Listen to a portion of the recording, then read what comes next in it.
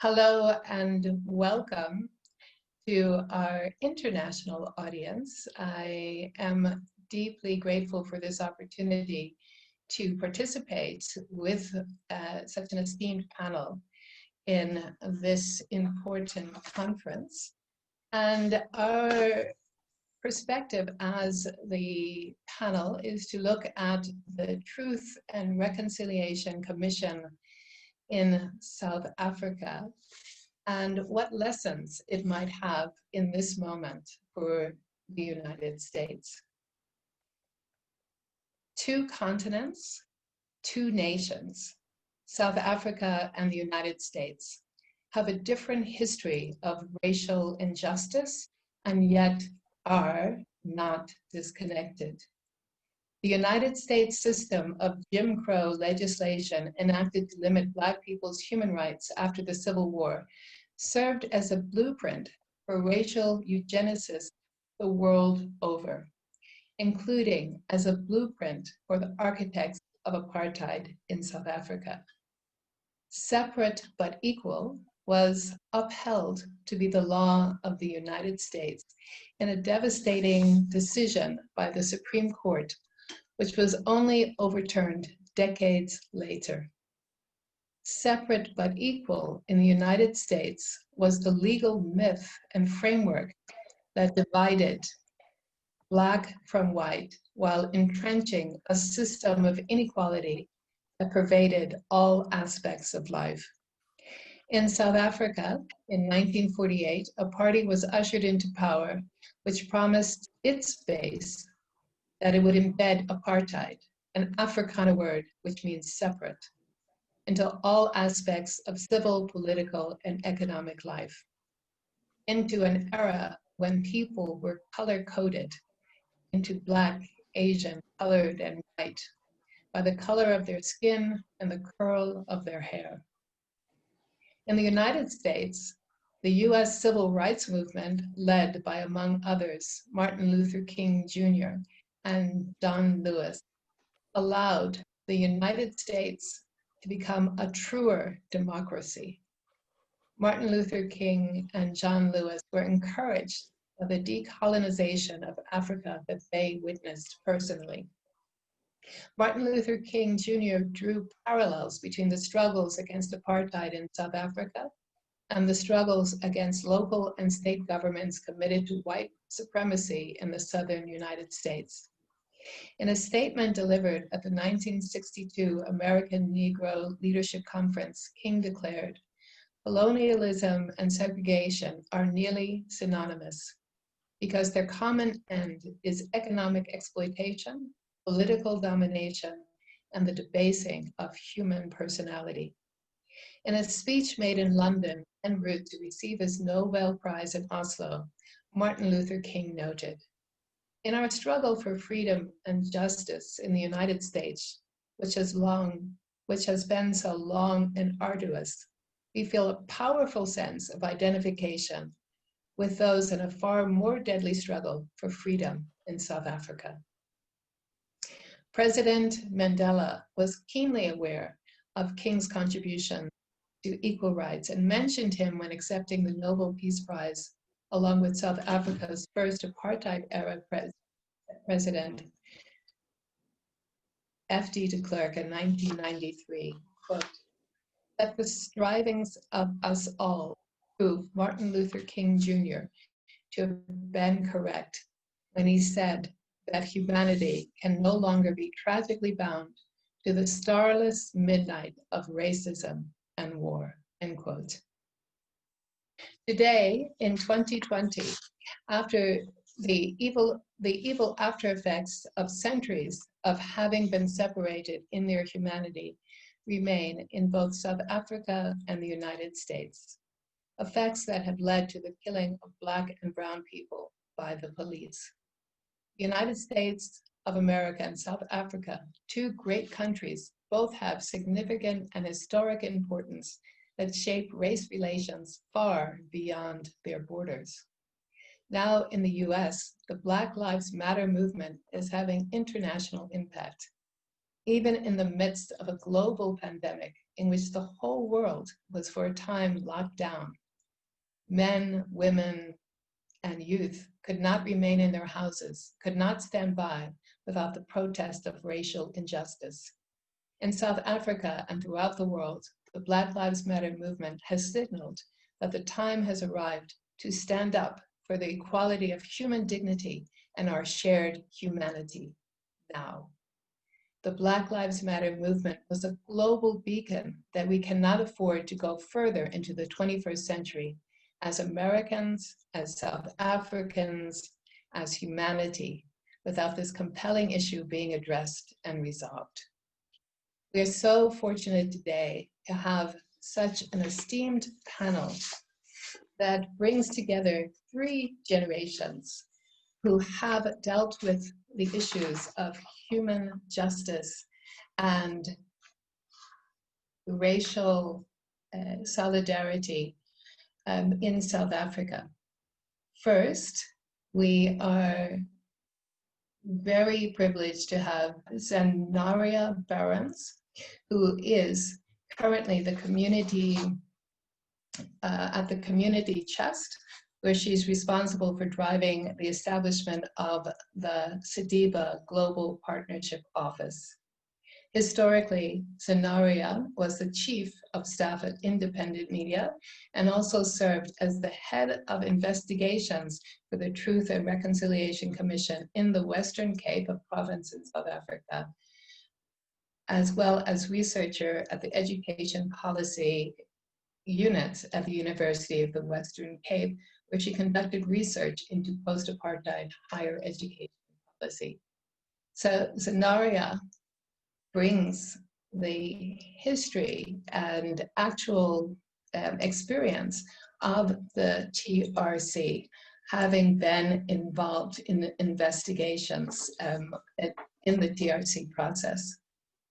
Second, we have Bernadette Mutia, who has held executive and senior management positions in academia, civil society, and the public sector in South Africa and abroad. She served part-time on South Africa's Constitutional Commission for Cultural, Religious, and Linguistic Rights, where she was responsible for parliamentary liaison research and policy, and has over 200 publications and conference presentations.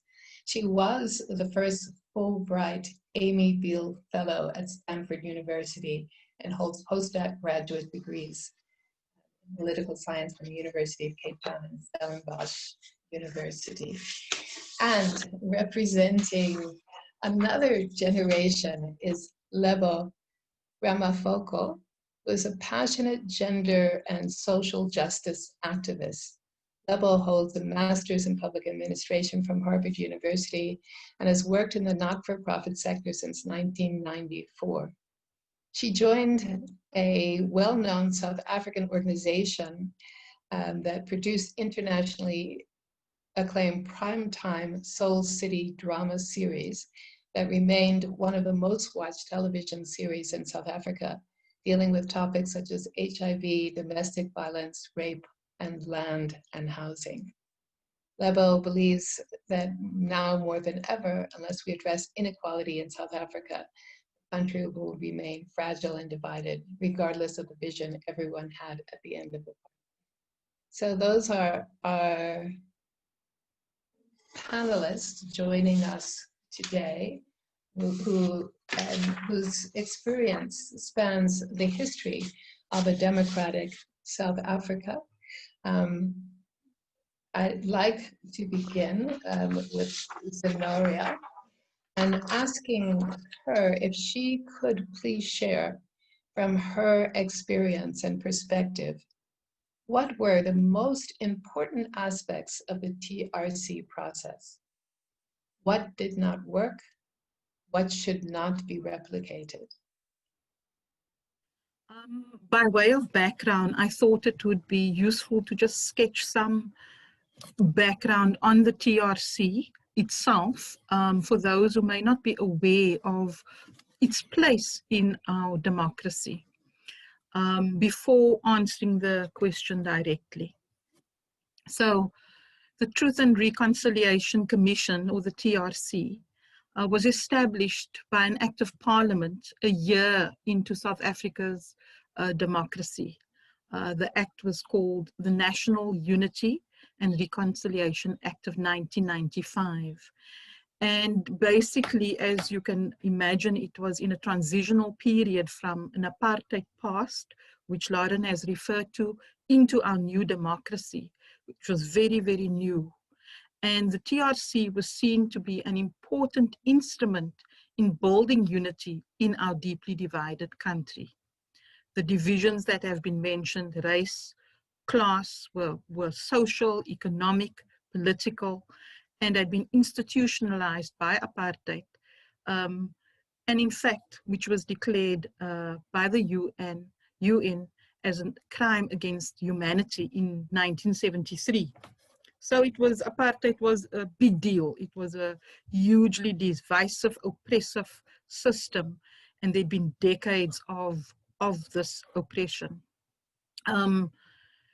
Because, as you can imagine, we were in this very divided country with Mandela as our new president, the emphasis was pretty much on nation building, reconciliation. We had avoided a bloodbath in South Africa. And as can be seen from the act itself, national unity and reconciliation, that was what the TRC ultimately was meant to achieve. It was within a restorative justice framework rather than a retributive justice model. Restorative justice where healing, empathy, where the perpetrator and the victim or survivor get together, discuss ways in which they will reconcile. The term Ubuntu comes to mind, where the humaneness, or you are a person because of other people, was the underlining underpinning of this project, this national project. And it was basically seen to focus on the commission of gross human rights violations which were committed between the 21st of March 1960 and the 10th of May 1994.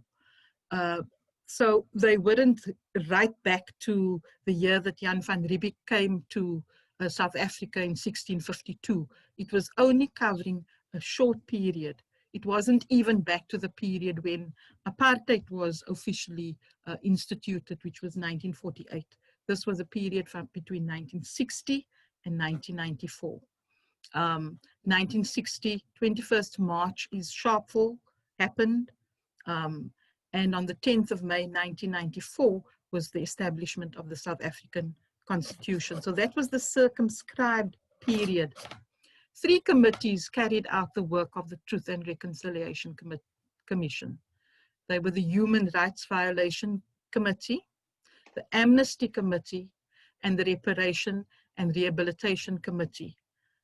In this, they were presided over by Archbishop Desmond Tutu, assisted by various other individuals, including 17 commissioners who were responsible for the work of these various committees, or oversaw the work of these committees. And it was in this Human Rights Violation Committee, which is quite an interesting and innovative development for the TRC, because it was here that public truth-telling took place. Over 21,000 statements of human rights violations were received by the TRC. And of these, just over 2,000 received airing in these particular hearings. It was recorded on national television. You couldn't go anywhere without seeing TRC on your front page of your newspaper, on a weekly TV program, on your TV headlines every night. It was everywhere.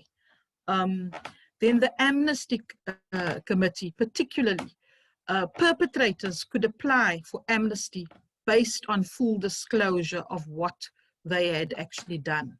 They could then receive full amnesty and therefore not be prosecuted for their violations. And just to give some context, 7,000 112 amnesty applications were received, and only 1,167 perpetrators were given full amnesty. So already you have a question, what happened to the rest? The Reparation and Rehabilitation Committee, its function was to make recommendations around reparation and repair, rehabilitation to the government of the day. And so the question comes to what worked and what didn't work. Well, first of all, as a public truth-telling project, and this has been acknowledged in a number of comments and articles about the Truth Commission, it was very effective in that it was highly visible. It gave visibility to the victims and gave them a platform to share their stories. It was an acknowledgement of what had occurred. It basically gave voice to people who generally had been ignored previously if they took the opportunity at these particular sessions. So therefore, it was an innovative instrument, and it chose this very public platform to give some kind of legitimacy to what was happening. This was important. What was also important was the restorative justice model, which has been also widely discussed, whether in fact it was properly restorative justice. Did it meet all the criteria? We can say it wasn't retribution, it wasn't prosecution, it wasn't taking the perpetrators and sort of sending them to jails. This was important in relation to a negotiated settlement. As you know, our democracy was born out of a negotiated settlement. We didn't win it by revolutionary means. So this was important in relation to that national project of reconciliation and restoring. It was important in that respect, and I would say was the correct approach at the time. What did not work, as I've indicated, there were just over 7,000 applications for amnesty, and only 1,000 and odd of those received amnesty. So in itself, there was a problem with the fact that not many applied, and even of those applied, not many received amnesty. Also, in disclosing, they were not expected to apologize or make personal reparation. None of the perpetrators were expected to make personal reparation through community service or showing their remorse in some kind of way. Another point about the amnesty process is that the foot soldiers, the ones who did these acts on the ground, and maybe 1 or 2 levels up, applied for amnesty. But the actual chain of command right up the system to the politicians and the generals, etc., they were not, in fact, in the line of fire and generally were unaffected by what occurred. So it could be said that the TRC was friendly to perpetrators. And then in relation to reparation and rehabilitation, I think there is where the major criticism of the TRC has come into play and needs to be taken into account when contemplating other such bodies. When you get people to come speak about their trauma and their pain, how are you going to acknowledge it? Just by words? Or are you going to make some effort to acknowledge, not only through financial reparation, but acknowledging the intergenerational trauma that has been experienced by people who have come to the TRC. We have had in our country mass trauma, and I don't think that was properly understood, what would really be required in terms of a mass trauma, which I'm sure is the case in the United States as well. So I'm going to end my statement there. There is much more that can be expanded upon, but for now I'll end there. Thank you. Thank you so much, Zeni, for giving us that context and history of the TRC, as well as what you have observed about what did not work and what did work. I'm really glad that you brought forward the issue of mass trauma, of intergenerational trauma. And I would imagine that through the truth telling, that how did you think that the truth telling assisted in addressing that woundedness? To some degree it did, but given the fact that it was such a massive public campaign, it led to expectations, I think, by many of the survivors and victims as to what would follow in relation to them summoning up the courage to come speak about what had happened to them. It's no easy thing. I know a number of people who chose not to come to the TRC because they didn't want their pain to basically be placed on public display. So there were many who did not come. For those who did come, to some degree, I would say they were, in fact, there was some kind of healing that took place, particularly where it went beyond the sort of normal sort of amnesty committee. There was one particular case, a very huge high profile case, the Gugulethu 7 case in the Western Cape, where one of the black policemen involved in the case, who came to the TRC without a lawyer, came and he requested to meet with the families of the 7 victims. Some of them took him up on the opportunity, others did not. But from what I could gather, it was a very healing experience in that moment of time. But healing is not an instant process. It basically can take years, it can take generations. So the TRC was maximum a 3-year process.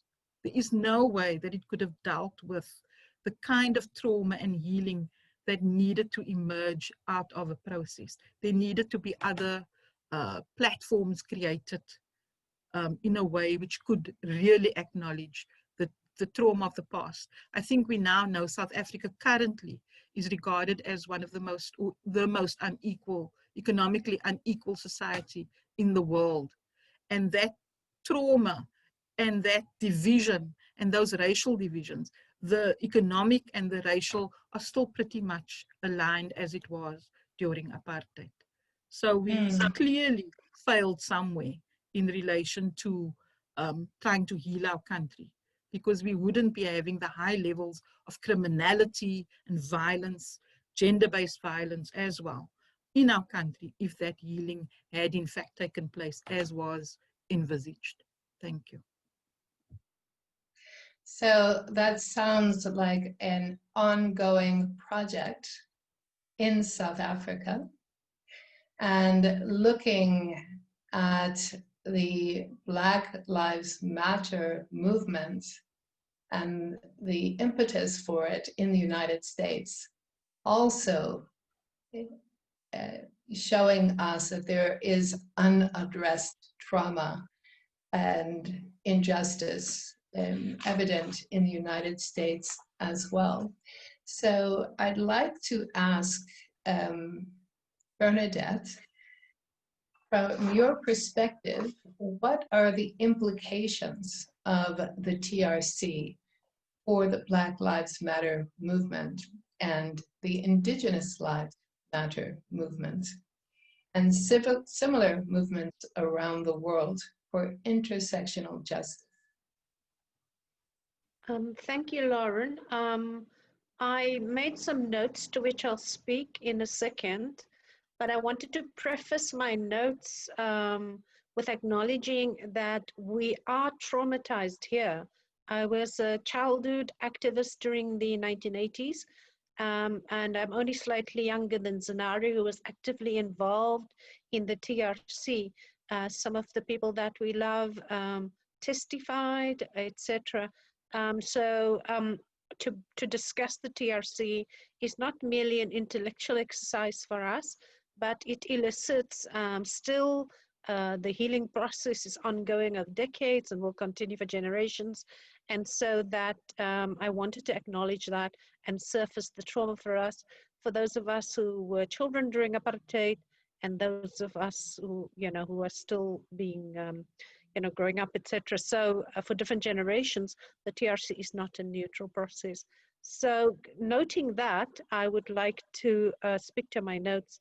And I want to start with an acknowledgement that human rights developed over centuries from its original rights of man during the French Revolution to far more complex understandings of rights in 2020. First generation rights are civil political rights. It's focused on voting, but without, for example, considering what makes it easier or more difficult to vote, like voter registration, access to voting stations and ballots, and so on. This perplexes South Africa and the United States, not only in 1994 here in South Africa and the US Deep South in the 1960s, but to this very day here in 2020. Second generation rights, they say, are socioeconomic rights. And it's these rights, socioeconomic rights, that challenge us in this panel and in the world at large. What good is it if I can indeed bypass all the obstacles in the voter registration and postal system to cast a vote? But I'm starving, unemployed, I'm working 3 underpaid jobs, I'm practically impoverished, homeless, without access to free or affordable healthcare and other forms of humane social security. There are further generations of rights, like cultural and language rights, and indeed even environmental rights. These are especially important to indigenous peoples, like my maternal ancestors. But we don't sadly have time to address these complexities in the limited time of this panel today. We hope we will address that in the near future. As South Africa was transitioning from over 300 years of extraordinary injustices of colonialism, slavery, and eventually 50 years of apartheid, like the foundations of South Africa's democracy after 1994, the TRC is said to be framed in the language of Ubuntu, African humanism, meaning a person is a person because of other people. I am because I belong. I am because I care. A humane society of forgiveness and letting go of past injustices. But in leaving the social and economic structures intact, the control of the economy in the hands of a particular sector of society, the majority impoverished and today dependent on modest social grants for basic survival. Is this then the humane society we former activists sacrificed our childhoods and our lives for? It is said that President Nelson Mandela met with the mining magnates immediately upon his release from prison in February 1990, and that they had for years indeed before been brokering deals in which white monopoly capital remained largely unchanged, other than strategic development of a small buffer class of politically connected Black entrepreneurs, which remains largely unexpanded to this day. But we shouldn't take this critique of President Mandela personally for 2 key reasons. One, he's an elitist African traditionalist. He was never an egalitarian socialist. Projecting substantive structural, social and economic transformation onto one colonially educated Xhosa chief, however inspiring a man he was, is delusional at best. The African National Congress was founded by these very same colonially educated African elites, elitism that to some extent persists to this day.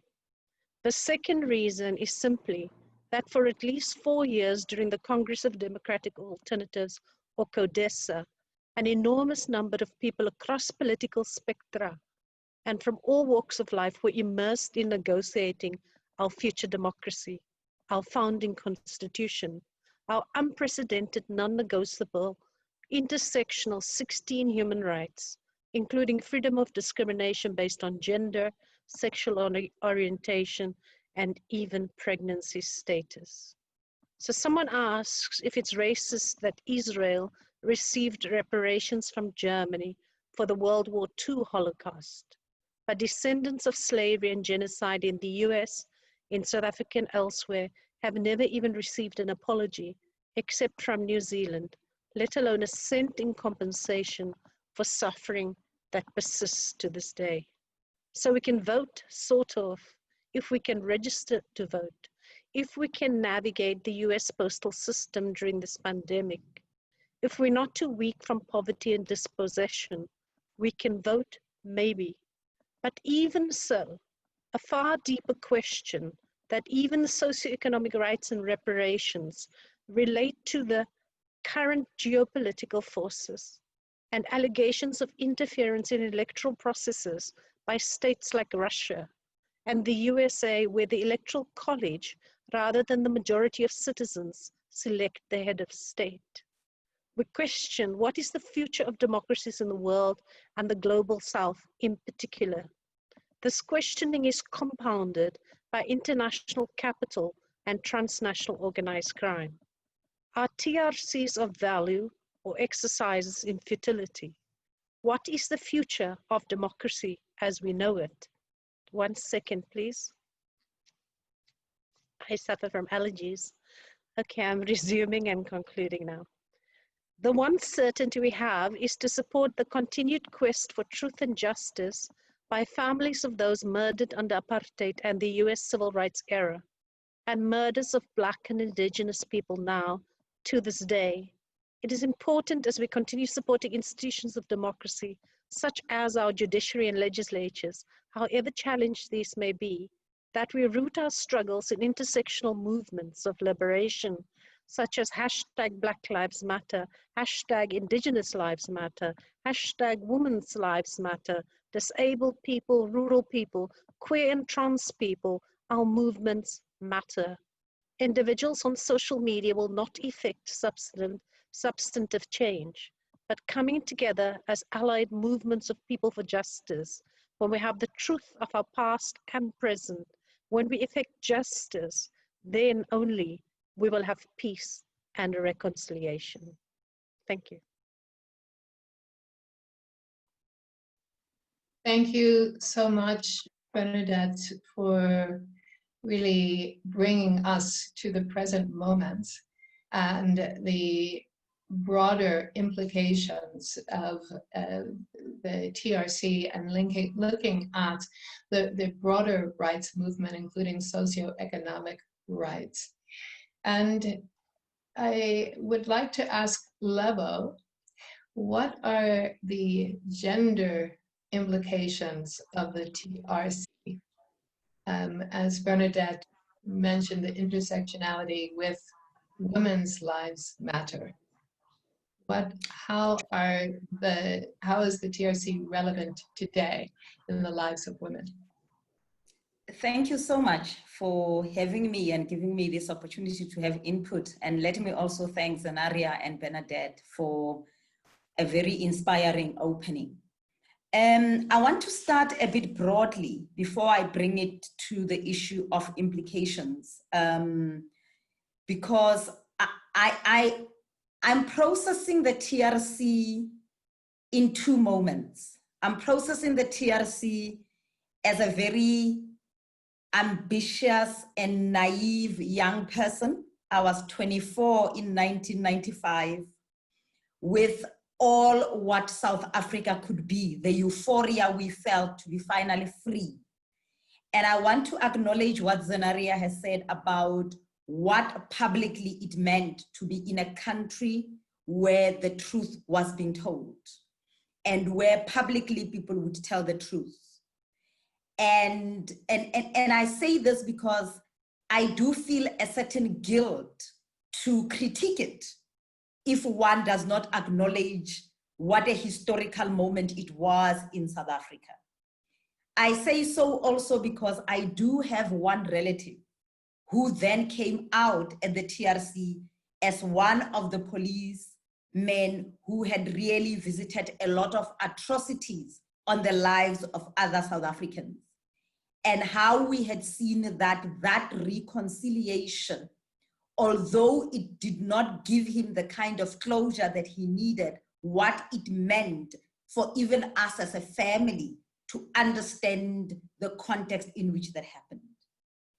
But I'm also a social justice activist at this point in time. And therefore, you know, while we were naive, and perhaps rightfully so, in the mid-90s about the TRC and about this project for unity, we are still one of the most ununited and unequal countries. So one needs to then take a very reflective view to the TRC. I think right at the beginning, as an act, it was set up for failure.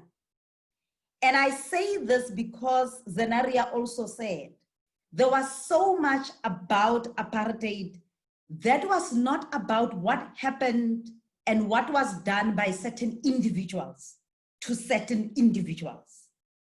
A system of oppression oppresses everyone based on their race and on their gender.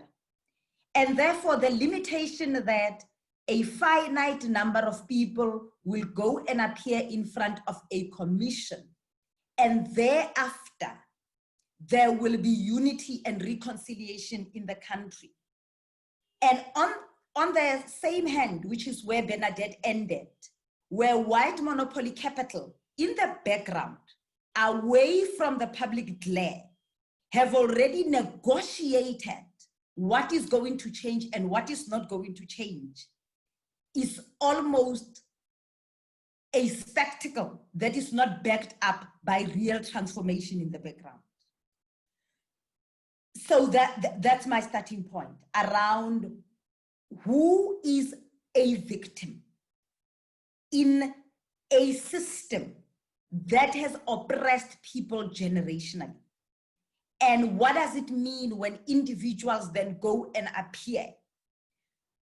And what are you then saying? What are the unintended consequences of the rest of us whose fathers could not get an education because of apartheid, but were not at the TRC to speak about our own pain and hurt? What are we talking about, and how are we presenting the many women and children outside of South Africa whose husbands had to be in South Africa, in the mines, and continue to be in the mines? The ones that were killed in the mines, who built the beautiful cities of Johannesburg and the beautiful cities of Cape Town, being paid peanuts, and what it means to be a woman whose husband and family was disrupted by apartheid. Where is your TRC? Where do you go to say, this is what happened to me? Because it is not the individuals that killed certain people, but it is a system that actually killed a lot of Black families, even when, you know, there was no policeman or policewoman that you can point out to. So I think for me, we need to be processing the TRC from understanding what else was happening. And I don't think that South Africa would have given the TRC a chance to succeed when we were not overhauling a system that still keeps us in such a position of disadvantage. But if you want to know what the TRC itself did and how gender blind or feminist blind it was, you need to revisit the testimony of Winnie Mandela, a woman who had been persecuted more than any other human being I know, banished to Brentford, a woman who could not bring up her children, a woman who at many times in South Africa stood almost as the symbol of Mandela. I grew up, I did not know who Mandela was. His picture was banned. The only Mandela I knew was Winnie Madikizela Mandela, the one who stood with young people, who sat in that TRC with rage, understandably so, in her face, and was asked, just admit that something horribly went wrong. And at that time, that's a woman who is sitting there, who nobody is asking, what is the pain that you have carried for being a Mandela? So even within the TRC itself, what had happened to her, symbolic to how the pain that women carry is invisibilized and is made invisible, is demonstrated by the testimony. And it's as if in that moment, she had to be the sacrificial Black person who says to the white minority, which had a brutal system backing it up, that it wasn't only Black people, white people who were bad.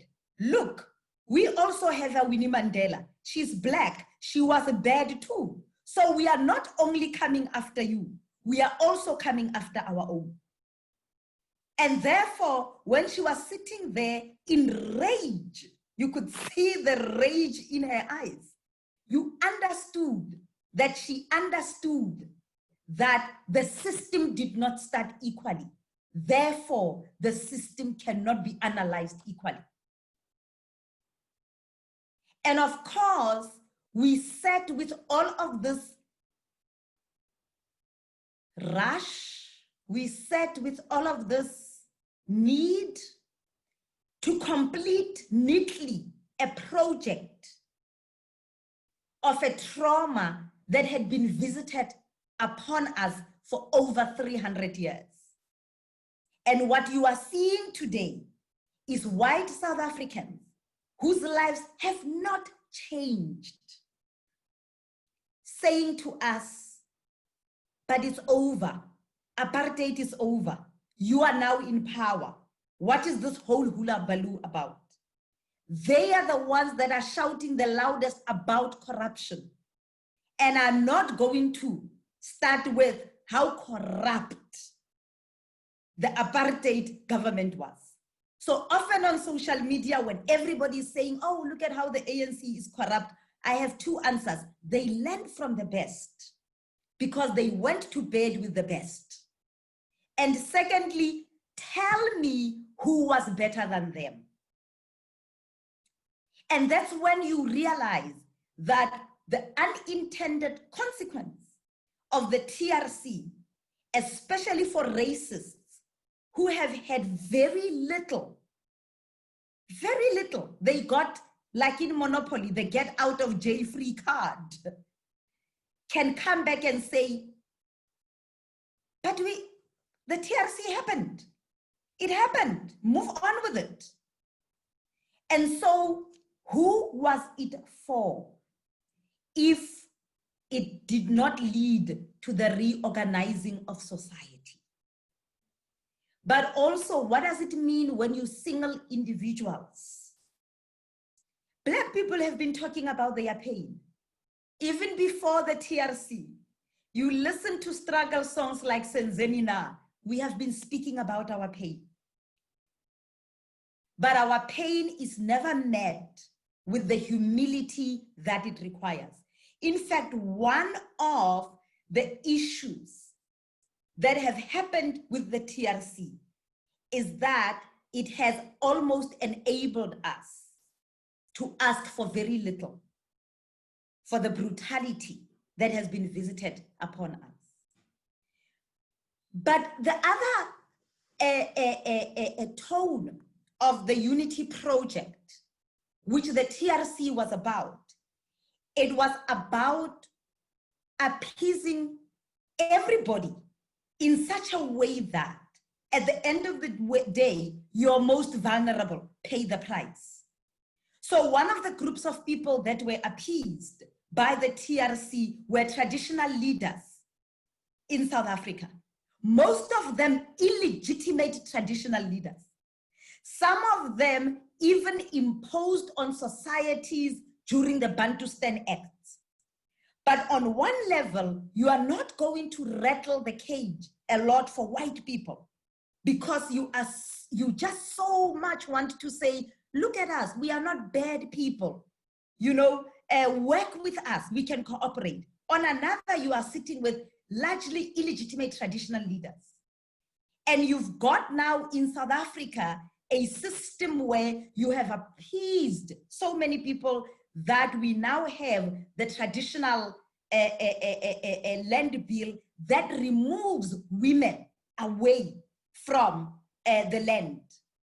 And it is happening at the time where, when you read about the Ngonyama Trust right now, it is the racists and the patriarchs who are saying, let us eat first. Because we were never serious. Even the ANC, at the time that it was negotiating the settlement that it got, it was not asking for an overhaul of the system. It was asking for a seat at the table. So all of a sudden, a system that was created when women were not at the table changed hands.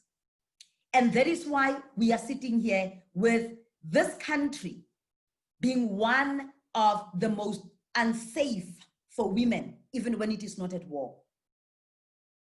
But also ask yourself, in the TRC, how have we also, when we were talking about individual people coming for reparations and with individual people telling what happened in their minds, who has apologized for the brutality of the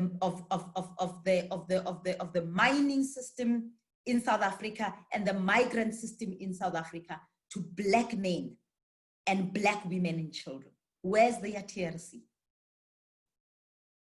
Where are women talking about what it has meant to have families, which is still the case right now, who go home for Christmas? How has it rewired our lives, our family lives as South Africans? The burden of women in the rural areas, who's speaking about it? So I guess when we process the TRC and we process what it has done, we are not going to avoid what it unintentionally did, especially to the most vulnerable. And the most vulnerable for me are those that did not even go in front of the TRC, but felt the effects of apartheid. But also, more importantly for me, we also need to say, let's assume that the TRC was a start. What needed to back it up for it to be the kind of unity project and reconciliation that we wanted it to be? And I can tell you right now, as a South African, if the aim really was for it to build unity in South Africa, it has achieved too little for too few people, especially a lot of people who systematically had their own lives brutally affected by apartheid, who have had no justice of any sort, and who right now needs to basically just pull themselves by the bootstraps. So what is a sign of unity, and what does it mean if it is not really being marked by clear, legitimate overhaul of a capitalist racist system? Because racism and capitalism basically have worked hand in hand to oppress not only Black people in South Africa or in Africa, but it has oppressed Black people and Black women mainly. Thank you. Thank you, Lebohang, and thank you so much to our three powerful speakers, Bernadette and Zandaria. You've made very important inputs that have given us background and context, and looking at the way forward for the future. And I'd like now to really build a bridge to our audience at the conference in the US, now that they have really heard such expert and broad input and discussion about the TRC process and its unfinished business here in South Africa and what did not work in South Africa. How then, if I can ask each of you to consider, in this moment, do we achieve justice? How do we achieve justice? Socioeconomic justice, political justice?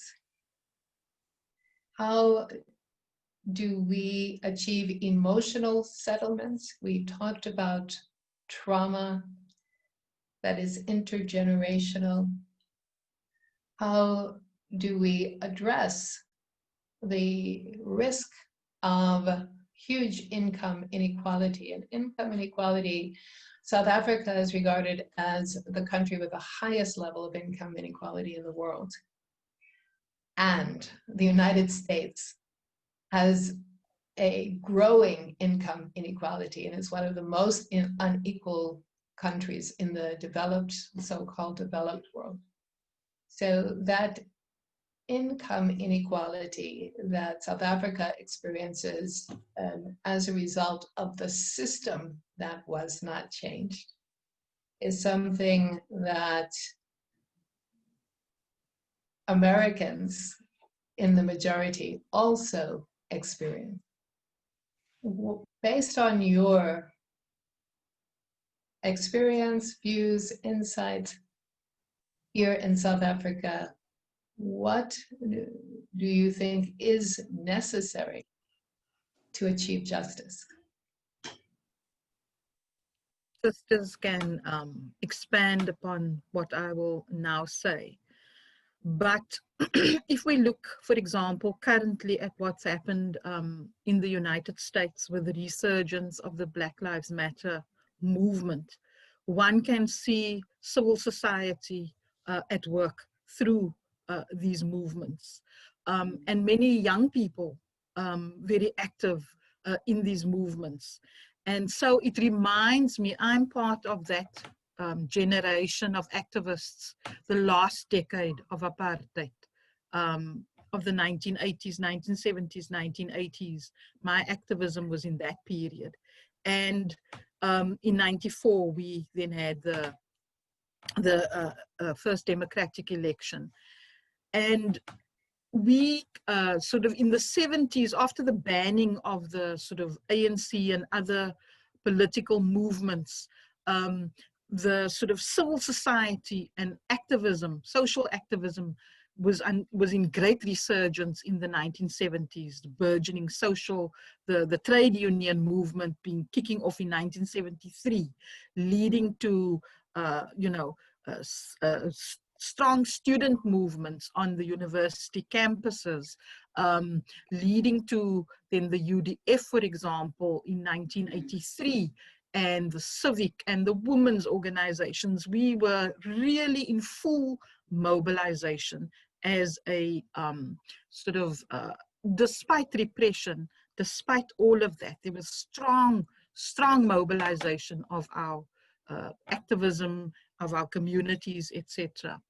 Of course, many of our activists then have gone into post-democracy, have gone into government, for example, have gone as individuals into these systems which haven't really changed, haven't really transformed. And so they get caught, stuck in those systems, and we all know what the last 10 years in South Africa has kind of looked like in relation to what's happening, unfolding at what is called the Zondo Commission, currently looking at corruption which has happened in our democracy. So what I'm basically saying is why I started with the Black Lives Matter is that we will need that kind of resurgence of activism in South Africa once again in order to move things forward. Non-governmental organizations are also playing a strong role. But you know, I don't want to confuse the role of non-governmental movements and social movements where essentially people are volunteers. They are there putting their lives on the line to move things forward. And it doesn't mean that they cannot be dealing with specific areas like gender or environment or labor rights, etc. But obviously at the end of the day, it needs to come together so that one can move things forward systematically. And I think without that, we are never going to have a situation where a government will just automatically, there has to be pressure from below. There has to be sustained pressure from below. Thank you. Just follow on from Zenaria, just being a few years younger than her, and indeed being the last generation of children that resisted apartheid. And whereas the generation from 1976, they even have national days devoted to themselves, were important as our antecedents. We from the 1980s, little children who fought, you know, with all our hearts, souls and minds and our bodies against apartheid on the streets of the country all over the show. We certainly sacrificed greatly.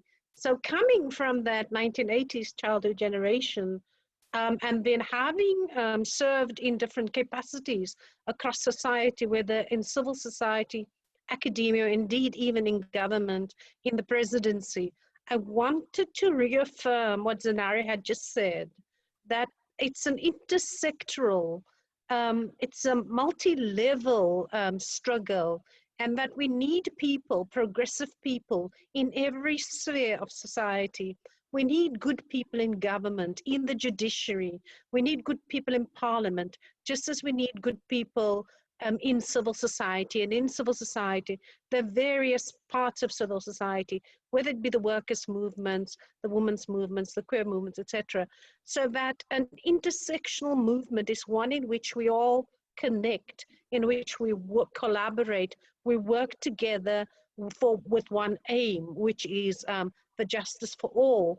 There is a poem that emerges, I think, from the Second World War, in which it says, or some liberatory movement over many years ago, in which it says first they came for this one and I didn't speak up, then they came for that one and I didn't speak up. And it moves me very deeply, because at the end, when they do come for you, there'll be no one left. So unless we unite and we stand together, we will not achieve justice. Which brings me to my concluding remark in this area. It relates to the fact that liberation, justice, freedom, all of these will only be realized if the so-called ordinary, the grassroots, the everyday people in the streets, the people struggling for survival in the United States, in South Africa and elsewhere, it is these people and in their hands that freedom and justice resides, that truth is possible. It is in their hands that reconciliation will be effected. It is not the elites who will give the crumbs of reconciliation to the masses. Indeed, it is said that there are more poor people than there are rich people. And if the poor people don't get food, that they may very well end up eating the rich people. So it is in everybody's interest. It is in the elite's interest to seek redress, to effect a more just and humane society, so that none of us get eaten by hungry people, but that, you know, we live our values of Ubuntu. I am because of you. I am because I care. Thank you, Lauren. Yeah. So I think from my perspective, I wish we do not squander what the COVID-19 epidemic is teaching us in South Africa. Because I think if there has been any moment in our country where we were not aware that things are bad and that a lot of things need urgent attention, we are right now. And I think so that for me is one, that we get out of 2020 into 2021 with a number of activists and other supporters, academics, etc., who are basically going to say, how do we restart a number of things? And I'll give you one example. Food.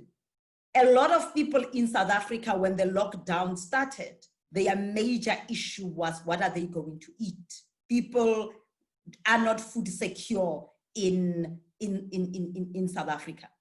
And you have seen many projects, as my colleagues have said, Bernadette and Zenaria, on the ground, looking at systems that tell you that the multinationals that are basically, you know, establishing all of these food networks in South Africa are not feeding South Africans, you know? So while shops like the big chains were open, it is the informal, you know, traders who were then left off because they could not go and trade. So there are conversations, just if you take food, around what is the kind of system that we need to recreate. I don't think South Africa and America and indeed the world can actually sit down right now and say the free market system and capitalism is going to basically get us to the promised land. And I think we need pockets of people who are poking holes at it and are basically saying, how did we get here?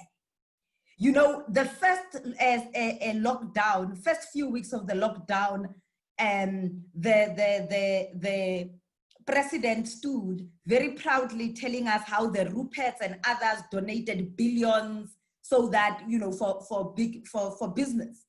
They are controlling that money that they donated, and they are donating it to other business people who are linked to them. So we are aware right now that there is different worlds within one world. How do we begin to continue the conversation? But I also think that we must learn from the past about what happens when you naively think that one event, one process, one moment in history is going to deliver what you desire.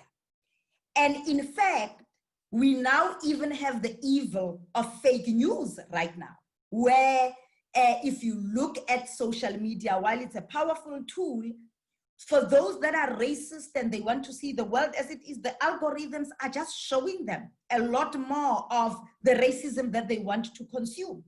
So I guess what I'm saying is that there has to be a pro-social, pro-human rights agenda, but it cannot happen at the periphery of society. So as Bernadette says, you need it across society, but you also need a much more sophisticated, I think, activism that asks the questions and keeps on asking the question. And I do think that at any point in time, as much as people were looking at Mandela, and at some point we were looking at, you know, Martin Luther King, etc., we now have to unite across continents and across geographies. But like-minded people must unite, because what is happening in the US and what is that the ultra-right is growing, and it's growing in different parts of the world.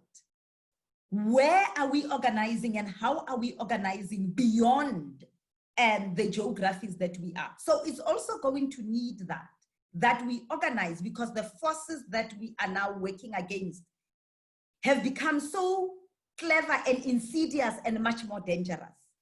And I guess we must also come to the reality. And I think that is probably one of the things that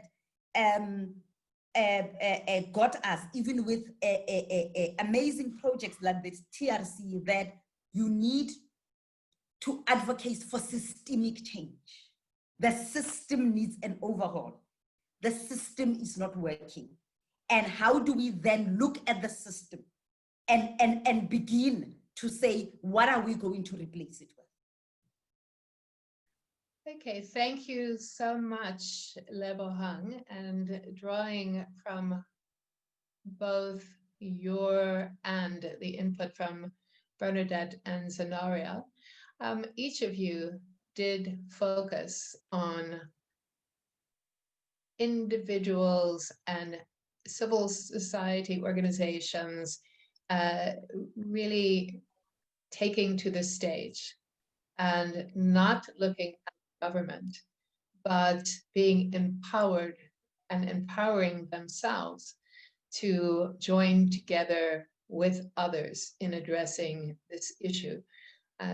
Something that I would liken to a network of robust individuals, robust organizations that are addressing these issues, not only in our countries of South Africa and the United States, but joining hands globally with other organizations and efforts. Would you see those efforts being community-based, issues-based, which achieve intersection with a prime point of justice and transformation?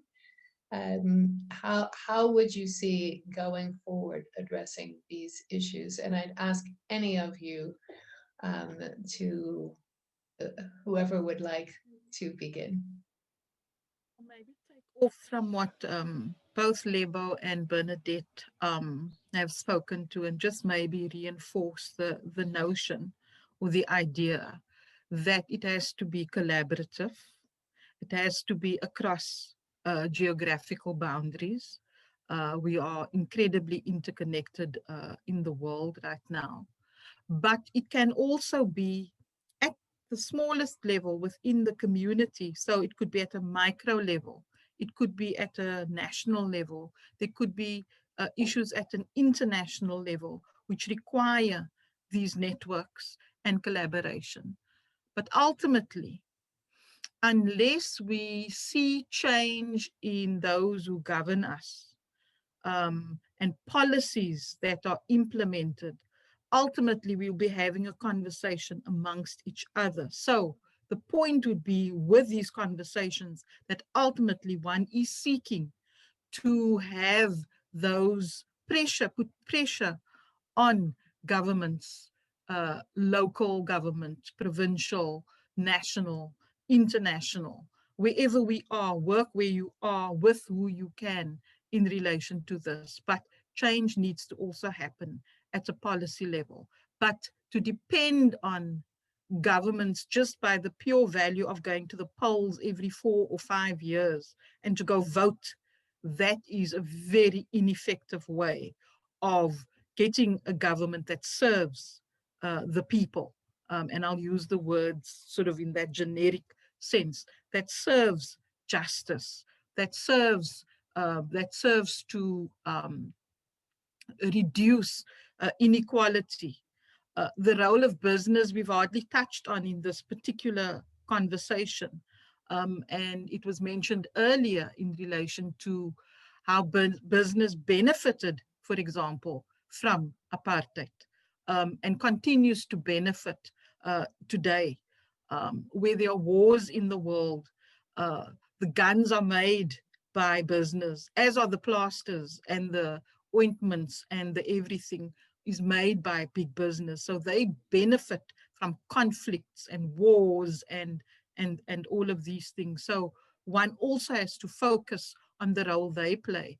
So at the end of the day, one cannot look and have one central focus only, as long as they engage with each other, this intersectionality that Bernadette spoke about. And it will be imperfect. I have no doubt it will be imperfect. It will also not be accomplished, maybe, within my lifetime, or, these are long, long roads ahead.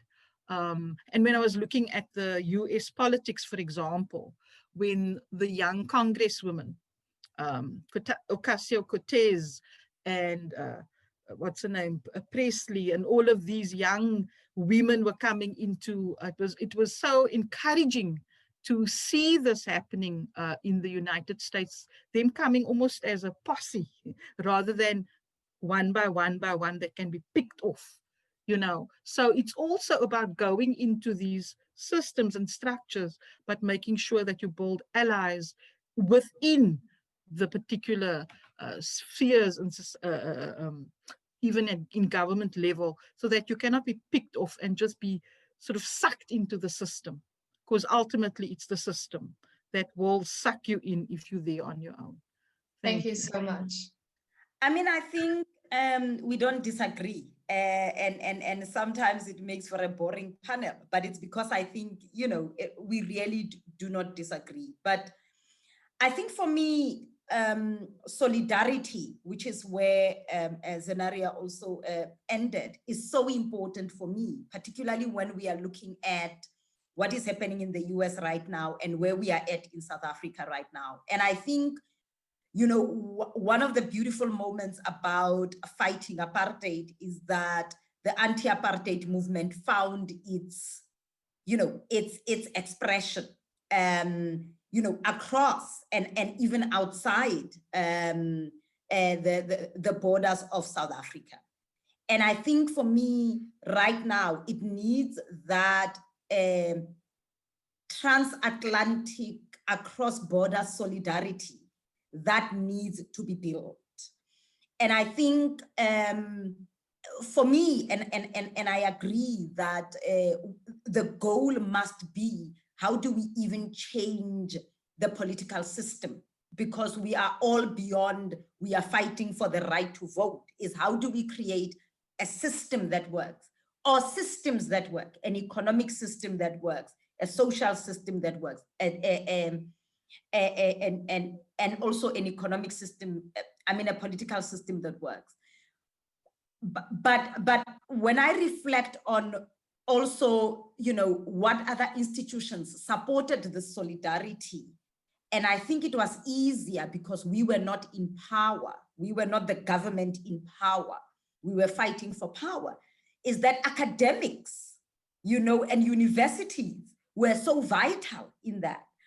And I think for me, I want to include them because in fact, what are we educating our young people to be? And where are these centers of knowledge generation? What knowledge generation is you know, are they also churning out? And in fact, it was a very bizarre moment in South Africa when you found students speaking about a decolonial education.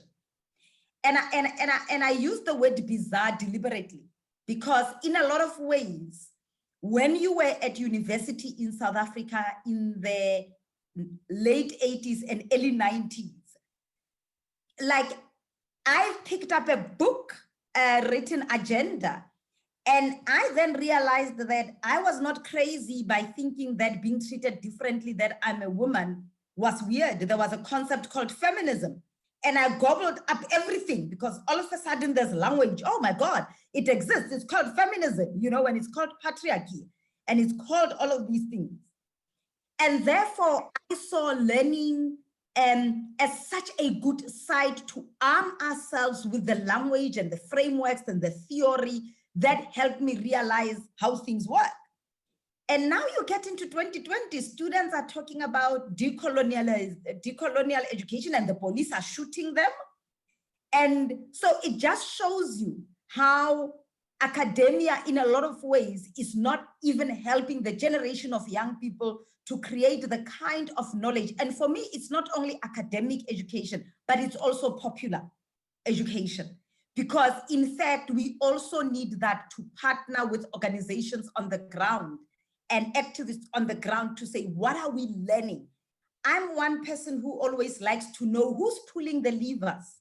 So when I'm sitting in my small community and I realized that the clinic that is close to me is not working as well as the clinic in town, I want to understand how the public health system is structured so that I understand what is going on. I don't only want to throw stones at my clinic, but I want to understand systems.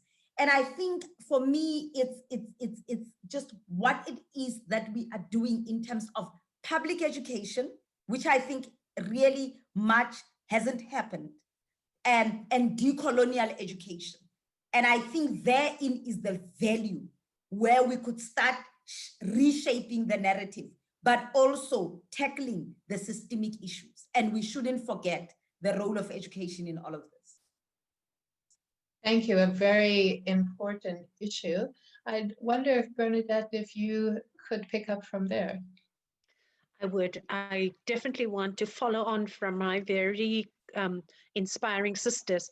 I want to reassert what we've said before, is that the movements for justice resides with ordinary people, mass-based people, and it can only occur in numbers, large numbers. It will not be individuals. Even in the legislature, for example, if you have 5 progressive people, that's great that you have them and that they stand united, etc., on issues, but you need masses of people to challenge systems of inequality and injustice. In the United States, for example, having an elitist electoral college determine the outcome of an election and you know, whether which president will govern, and that the electoral college will override the majority of votes by millions, up to 5 million or some such. This is grossly unjust and a gross injustice. It is also deeply undemocratic.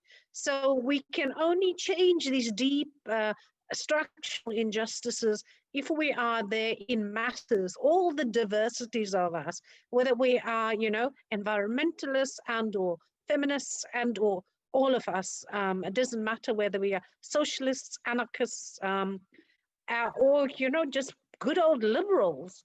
It is also untenable that that the economy is so deeply unjust. It is completely untenable that economic policies are set for the majority of people who do not have anything by a very small minority of people, by banks and the financial industry, by multinational corporations, indeed even international or transnational organized crime have far more power determining my livelihood, my life here in Cape Town, ruled by gangs and such like. So, and the flow of armaments, etc. These are deep issues that impact on our lives as human beings, and that we need to challenge as masses and masses of people. The majority of us are the ones that suffer under this untenable, undemocratic system. We also have the United States, United Nations, its Security Council is ruled by the victors and the people who fought World War II. I don't even know whether the new generation remembers the Second War, which was supposed to be the war that ends all wars, and every war that ends in next war is the war that will end the next war, and so on, and it just never ends. But you cannot have an international system governed by a minority of powerful countries, and you cannot have the financial system so governed.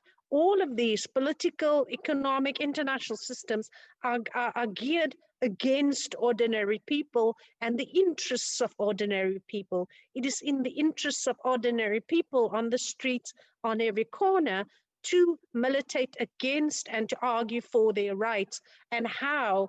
Through popular education.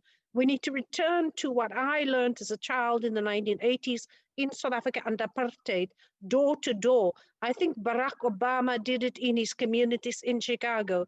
Door to door, person to person, each one teach one, popular education, so that people can understand the powers at play and where their interests lie. Yes, we must vote. It is important that we participate in the democracy, in the economy as best we can. But simultaneously, we must challenge these deep inequalities, because why do we exist? And why are we part of a society? We exist because we want to belong. We exist because deep down, underneath all that trauma, we do deeply care for ourselves and for others.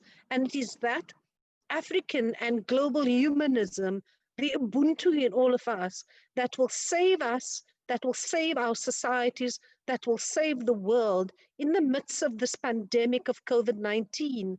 It is that very same compassion and humanity that we need to find, reclaim, and that must build our movements and heal us as individuals and as societies. Thank you. Thank you so much, and thank you for bringing us back. Zanera at the very beginning spoke about Ubuntu and that radical relationality, that one cannot be a complete human being with the reciprocal affirmation of other human beings and having compassion for other human beings and defining what it means to be human in relation to other human beings. And if we had economic systems, political systems, social systems that were based on the value of Ubuntu, they would be structured very differently, because economic systems, political system, every system, it is a result of how human beings think and what they value. So in order to have that transformation, it comes down to the values that we have as human beings and how we value other human beings. And thank you so much for really reminding us that it is in the hands of ordinary. It's in the times of COVID, addressing the issue of hunger, people have started community gardens where we don't have foods. No, we're not going to eat other human beings, but let's plant some seeds and create our own garden. We don't have to wait. We need space and land to that we as a community can address these issues, but it does come down to ordinary. So I'd like to say that we'll end here. It's been, for me, a very enriching conversation that I have learned so much from each of you. And I appreciate being able to listen in on this conversation. I'd like to end there, though, by quoting from a mentor of mine, is that if there is no hope to be found, let us create it. If there is no light to revel in, let our lives shine like the sun. That each of us can be the sun in our families, each of us can be the sun in our communities, in society, and with so much light of hope that we can transform South Africa, we can transform the United States, we can transform by joining hands in solidarity with others across the globe. We can create a better world in these times.